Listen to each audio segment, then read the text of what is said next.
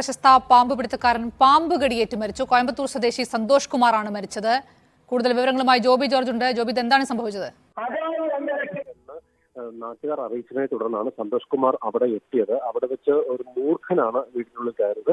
മൂർഖനെ പിടികൂടാൻ ശ്രമിക്കുന്നതിനിടയിൽ സന്തോഷ് കുമാറിന്റെ കയ്യിൽ കടിയേൽക്കുകയായിരുന്നു.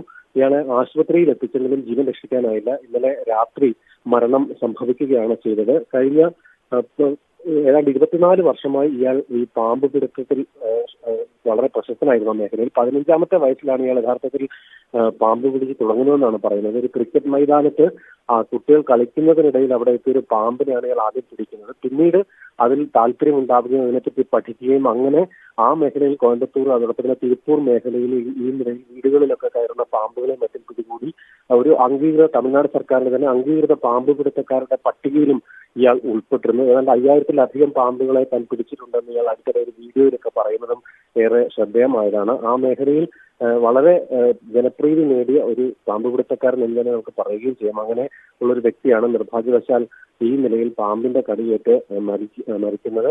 മൃതദേഹം ഇപ്പോൾ കോയമ്പത്തൂരിൽ മെഡിക്കൽ കോളേജ് ആശുപത്രിയിൽ സൂക്ഷിച്ചിരിക്കുകയാണ്.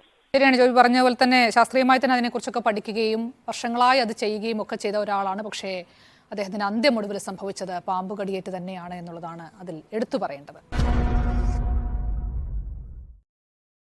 Download ShareChat.